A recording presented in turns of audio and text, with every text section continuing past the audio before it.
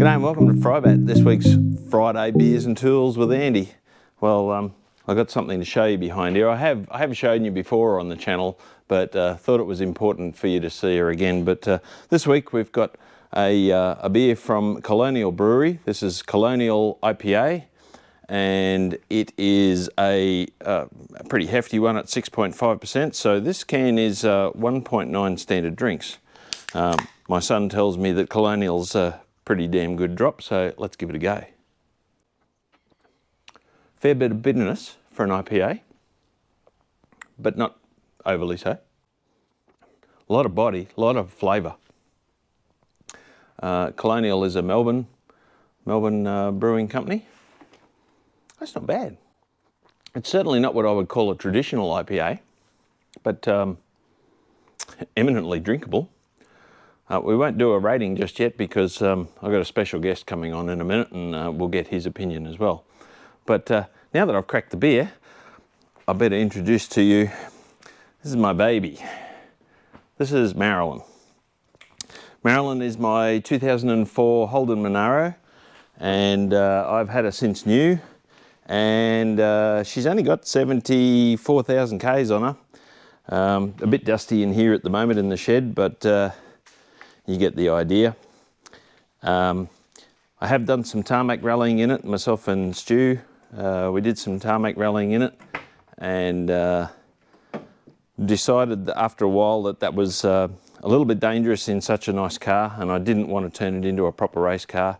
So back to road duties she went, and it's done very little driving since. Like I said, bought it in 2004,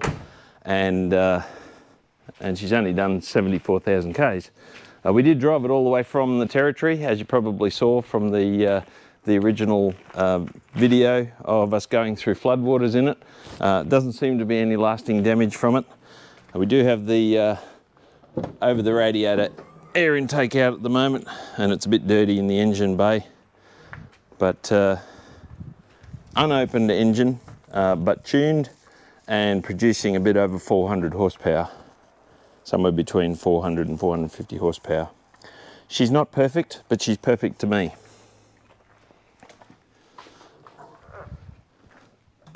As I said, the dust is a bit of a problem here at the moment.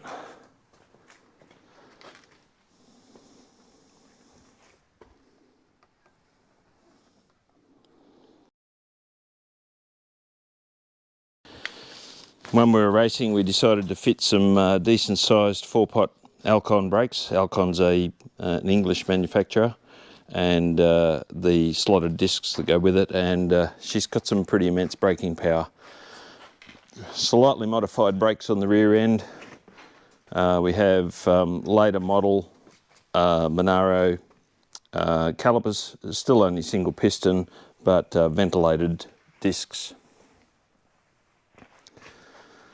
She's well loved, not well used, although coming into retirement, this is what I wanted to actually use it for, was some of the roads in Tasmania. So that's what she's going to get. What you got, doggo? Have you got a stick? Have you got a stick? You're a good boy. Oh, jumping up. It's more of a log than a stick, mate. Good boy. All right, I mentioned we've got a special guest. No, it's not Marilyn, but it's actually my son, Cam. How you going, guys? Good to see everyone.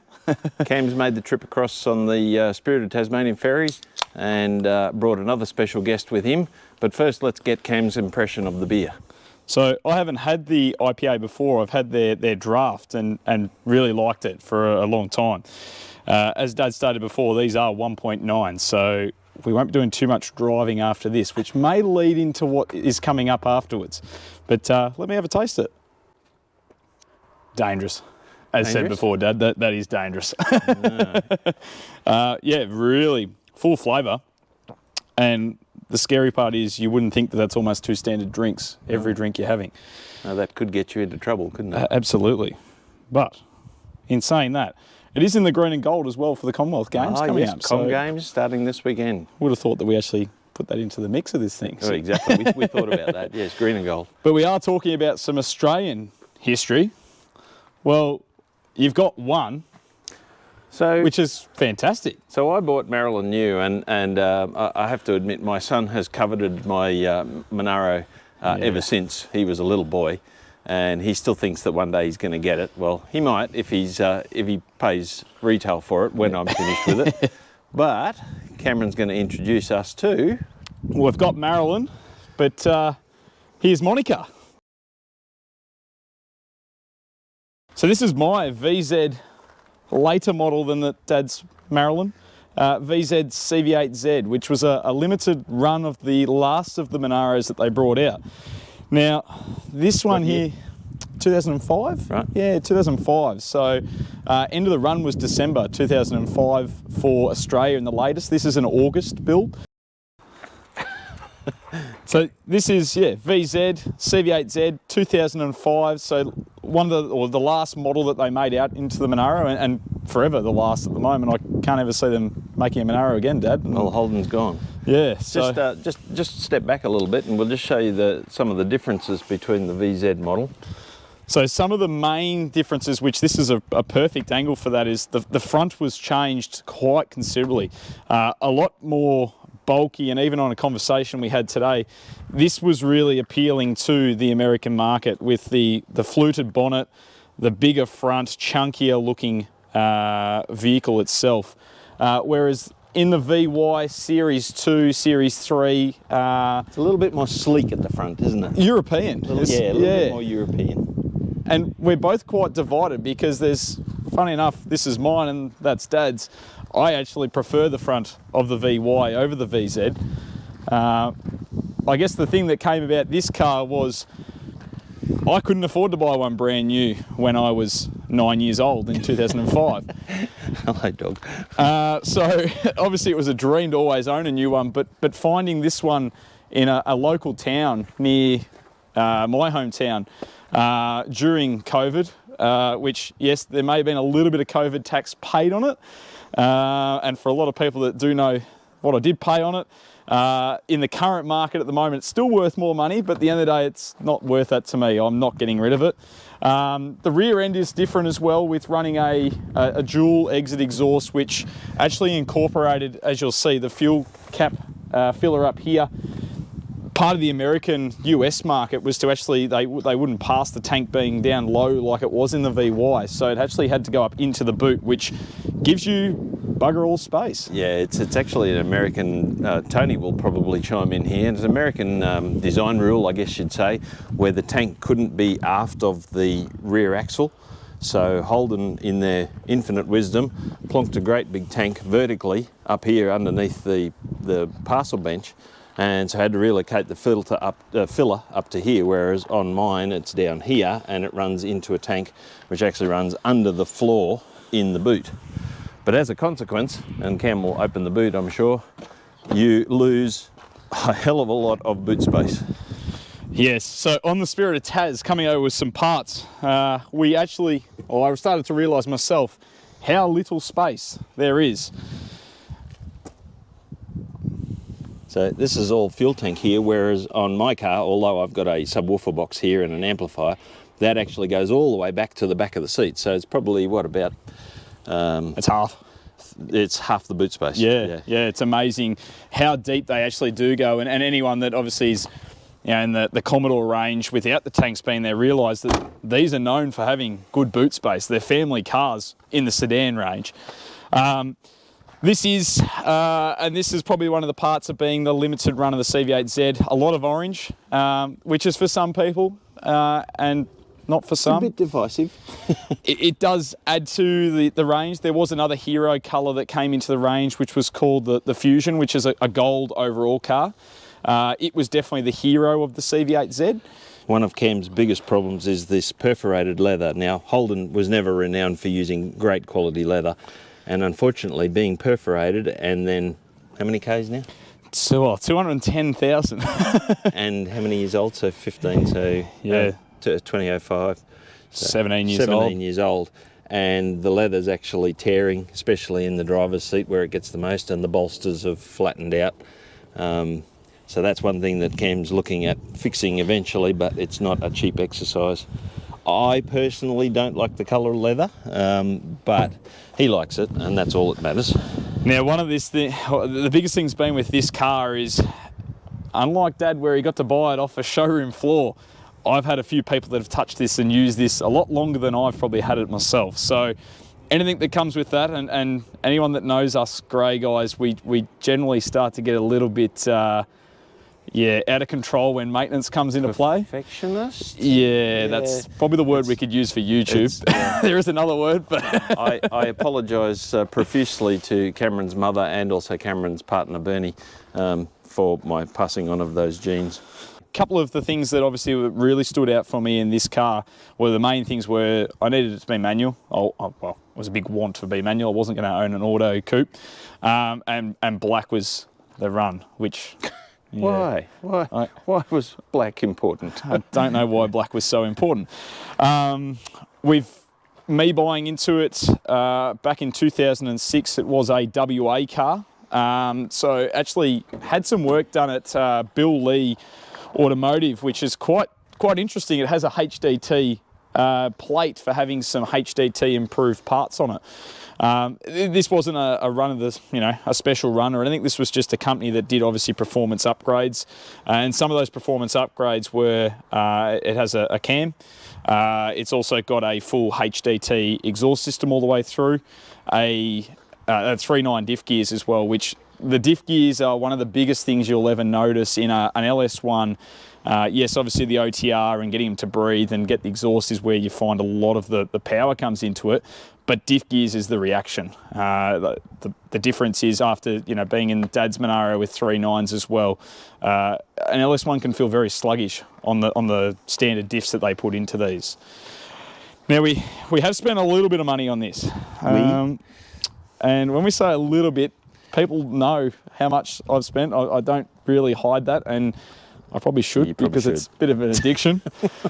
We have just recently put some BC Racing Coilovers all round, which is a little bit more of a performance for a track day that I'm doing later in the year at Phillip Island. A heavy duty front sway bar by Whiteline. The tyres, which, the GRAYZBILDZ Simmons that everyone's going to say. I love Simmons. I reckon they really suit the coupe. The car. And give it that era of what the car was. We're running a 245 in the front, and probably the most Falcon Zenith. Yeah, quite a decent tyre. I haven't done a lot of kilometres on them yet, but after your little drive the other day, I think you could also agree. I'm impressed. Yeah, the other big difference is between our two vehicles is Cameron's actually got the staggered wheels, so they're how big on the back? So that's a 275, which a lot of people said couldn't be done, and it's been done. The coilovers help because we can actually adjust the ride height a little bit to help prevent some scrubbing, but really it's had a little bit of a roll of the guards. It probably needs a smidge more. Thanks, Tom. Thanks, Tom. But so far, now that we've got them adjusted up just a little bit, the ride height's, it's nice. It's not going to attract the attention of the popo because it's just a nice looking car. It doesn't look like a Bogans in Australia. That's what we call rev heads, I guess, or dickhead rev heads. It's not going to attract the popo's attention because it's a nice ride height. It's actually legal, the height that it is, and it actually replicates very much, a bit hard to see because it's a bit darker in here, but Marilyn's ride height is almost exactly the same. Funnily enough, I actually prefer Cam Simmons wheels over these. And probably inspiration, you've probably got an original photo that you might be able to add into there, Dad, of what actually Marilyn had prior to those when he first got them, which was very similar. Yeah. And the best thing about these is they've got a bit of dish to them, and that does make it look awesome. Modern wheels are very flat, and they don't inspire me very much. A little bit of dishing, a little bit of old school dishing. One of the other differences is Cameron's got a sunroof in the it was standard in the CV8Z. Yeah. I didn't want the sunroof because I knew I was going to be racing, and of course, being a big fella, I didn't quite fit as well with the helmet on. Cameron's tried it, and he just fits in his with the helmet on. So as Dad explained before, with Marilyn, it is an unopened LS1. Breathing and tunes make a very big difference. Yours is open because it's got a cam. Marilyn's. Oh, Marilyn's, sorry, yes. Marilyn's is unopened. With this one having a cam, a little bit of work's been put into it, which, you know, the biggest favourite for a lot of people is it has an old school sound.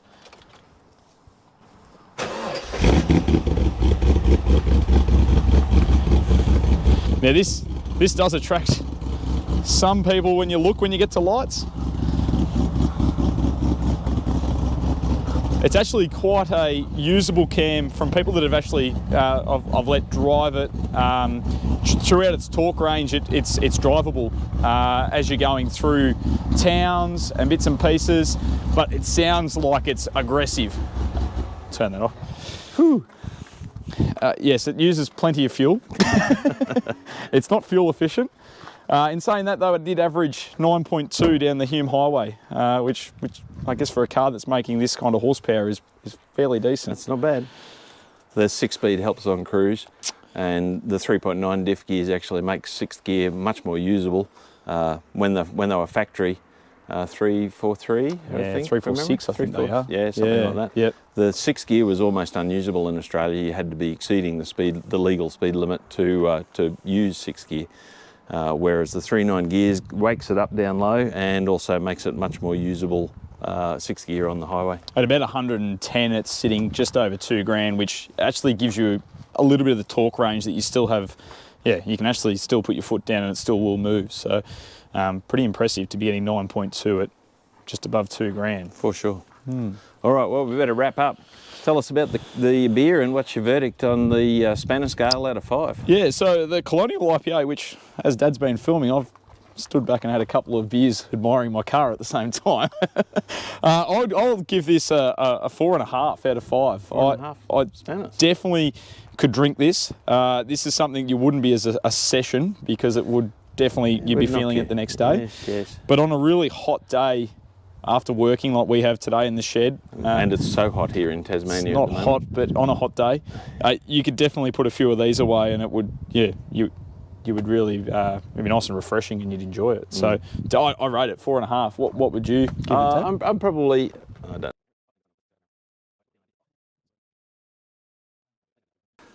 So yeah, I'm probably a 4 Spanners out of 5, but we'll go with Cameron. We'll go with 4.5. That's not bad. I quite enjoy it.